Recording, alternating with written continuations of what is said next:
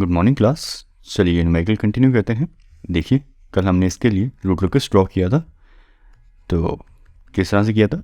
For के equal to 0 आपके poles कहाँ हैं? एक ओरिजिन पर है, एक -1 पर है और एक -3 पे है। जैसे जैसे आप गेन के की वैल्यू बढ़ाते चलेंगे वैसे वैसे आपके पोल्स शिफ्ट होना शुरू होंगे। हमने कल देखा था ये पोल कहाँ चला गया था, along the -180 degree asymptotic line. इस तरह से चला गया था ये पोल, थर्ड पोल आपका। और ये दो पोल किस तरह से आए थे, यहाँ ब्रेक हुए पॉइंट की तरफ आए दोनों पोल्स, एंड देन यहाँ से ब्रेक होके किस तरह से चले गए थे, ये दोनों पोल कुछ इस तरह से मूव करके चले गए थे अनस्टेबल रीजन पे। तो देखिए मान लेते हैं ये पोल आपका -0.35 प्लस J0.6 है। ये आपकी एस प्लेन पे लोकेशन मान लेते हैं ये है। अब हमसे पूछा गया है कि ये बताइए के की किस वैल्यू के लिए आपके पोल्स यहाँ से मूव करके यहाँ तक पहुँचेंगे।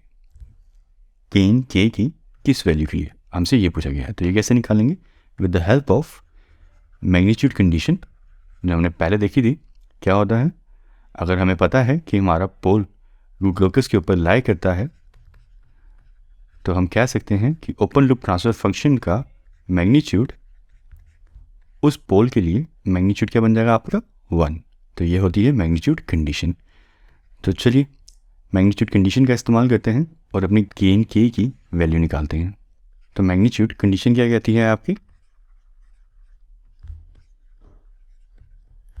कि आपका ओपन लूप ट्रांसफर फंक्शन का अगर ये पोल आपके रूट लोकस पे लाई करता है -0.35 प्लस J0.6, तो आपका इसका ओपन लूप ट्रांसफर फंक्शन का ये पोल यहाँ सब्स्टिट्यूट करते ही मैग्नीट्यूड बन जाएगा आपके ओपन लूप ट्रांसफर फंक्शन का 1। तो चलिए इस कंडीशन को इस्तेमाल करते हैं और के की वैल्यू निकालते हैं।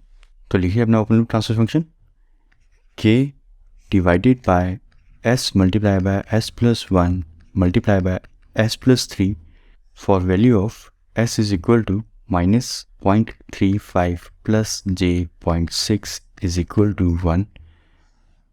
तो सब्स्टिट्यूट कीजिए ये वैल्यू के कैलकुलेट करने के लिए। एस की जगह लिख दीजिए -0.35 plus J0.6 multiply by -0.35 plus J0.6 plus 1 multiply by -0.35 plus J0.6 plus 3 equal to 1। तो देखिए अब क्या है, आपको ये के निकालना है, 1 unknown and you have a 1 equation. तो ऐसे न्यूमेरिकल्स तो आप बचपन से कहते आ रहे हैं, 1 अननोन 1 इक्वेशन बहुत आसान है आपके लिए निकालना। तो चलिए अब जो रेस्ट ऑफ द पार्ट बचा है हमारा लेक्चर का वो सारा का सारा एक मैथ्स है। तो आई होप आपके लिए आसान होगा समझना। यहाँ पे जो आपको आना चाहिए नई चीज़ वो है मैथ्स। आपको कॉम्प्लेक्स नंबर्स का मैथ्स करना आना चाहिए अपने कैलकुलेटर पे। इंजीनियरिंग में अब आपने आगे आगे पूरी कंप्लीट करनी है, तो कॉम्प्लेक्स नंबर्स के साथ डील कैसे करते हैं कैलकुलेटर के ऊपर वो सीख लीजिए। तो ये आपका रेक्टेंगुलर फॉर्म है, इस रेक्टेंगुलर फॉर्म को पोलर फॉर्म में लिखिए। पहले इन्हें सिंप्लीफाई कर लेते हैं। ये ब्रैकेट तो आपकी ऐसी ही रहेगी, ये वाली बन जाएगी आपकी 0.65 प्लस J0.6 और ये ब्रैकेट बन जाएगी आपकी 2.65 प्लस J0.6 इक्वल टू 1 होना चाहिए ये। तो यहाँ से आपका एक अननोन है के निकाल लीजिए। इन तीनों ब्रैकेट्स को पोलर फॉर्म में लिखिए with the help of your calculator. तो ये बन जाएगा आपका 0.69 एंगल 120.26 और ये ब्रैकेट बन जाएगी आपकी 0.88 एंगल 42.71 और ये ब्रैकेट बन जाएगी 2.72 एंगल 12.76 और ये सारा बनना चाहिए इक्वल टू 1। तो इन सबों को मल्टीप्लाई कीजिए डिनोमिनेटर को, तो ये बन जाएगा आपका 1.66 एंगल 175.73। तो यहाँ से on comparing magnitude of both sides क्या हो जाएगा, K divided by 1.66 is equal to 1 और यहाँ से आपका के निकल जाएगा 1.66। देखिए यहाँ पे एक छोटी सी चीज़ देखने वाली है। हमने बात की थी कि कोई भी पॉइंट आपका एस अगर आपके रूट लोकस के ऊपर लाई करता है तो वो आपके एंगल मैग्नीट्यूड कंडीशन को, आई मीन एंगल कंडीशन को सेटिस्फाई करना चाहिए। आपका एंगल यहाँ आना चाहिए था 180 डिग्री, यहाँ आपका क्या एंगल आया है 175 डिग्री, एंगल आपका 180 आना चाहिए था एग्जैक्टली 180 या 179 पॉइंट समथिंग, कि आप कह सकते हैं कि ये आपका पॉइंट आपके रूट लोकस के ऊपर, गिवन रूट लोकस के ऊपर लाई कर रहा है। यहाँ पे आपका एंगल क्या है 175, तो ये 180 आना चाहिए था। इसका मतलब ये जो आपका पॉइंट है, गिवन पॉइंट, ये आपके रूट लोकस के ऊपर लाई नहीं करता। ठीक है, शायद जो पॉइंट लाई करता हो वो कुछ इस तरह से हो।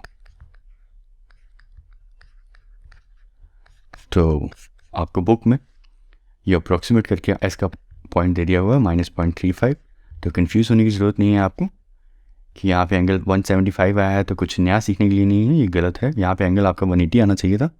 तो वो जो पॉइंट आपको गिवन है वो एग्जैक्टली वो पॉइंट नहीं लाई करता, कोई और पॉइंट लाई करता है। ठीक है, ये पॉइंट आपका एंगल कंडीशन को सेटिस्फाई नहीं किया है, तो करना चाहिए था इसे।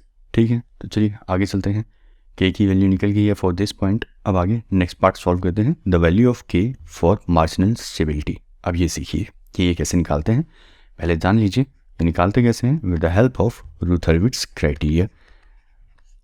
तो ये के की वैल्यू कैसे निकालते हैं फॉर मार्जिनल स्टेबिलिटी, ये तो सीखते ही हैं, अभी थोड़ी देर में सीखते हैं, बट ये वे हमारा रहेगा रुथरविट्स क्राइटेरिया। तो चलिए रुथरविट्स क्राइटेरिया देखिए कैसे इस्तेमाल करना है। यहाँ पे ये आपका फॉरवर्ड गेन आ गया और ये आपका H of S feedback gain आ गया। यहाँ से कैरेक्टरिस्टिक इक्वेशन बनाइए, 1 + G of S multiply by H of S is equal to 0। ये बन जाएगा आपका कुछ इस तरह से, S multiply by S plus 1 multiply by S plus 3।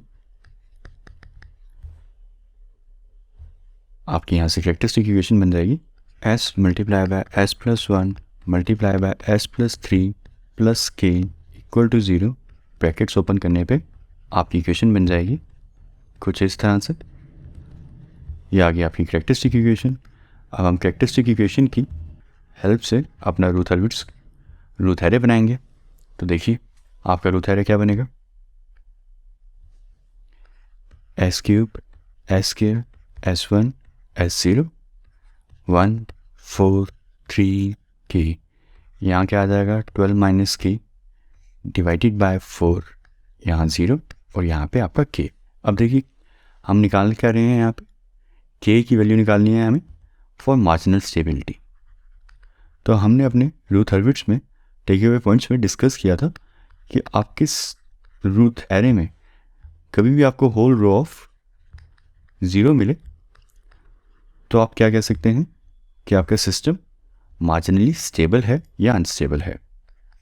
अगर आपको कभी भी आपके रूथ एरे में होल रो ऑफ 0 मिल जाए, तो यहाँ होल रो ऑफ 0 कैसे मिल सकती है हमें, सिर्फ एक यही रो है जिसे हम मैनिपुलेट करके होल रो ऑफ 0 बना सकते हैं। ठीक है, इसे नहीं 0 बनाना, ये हमने रुथरविट्स में भी डिस्कस किया था। इस तरह से के की वैल्यू सिंपली 0 रखे इस रो को होल रो ऑफ 0 बनाएंगे, आपका सिस्टम अनस्टेबल हो जाएगा फॉर के इक्वल टू 0।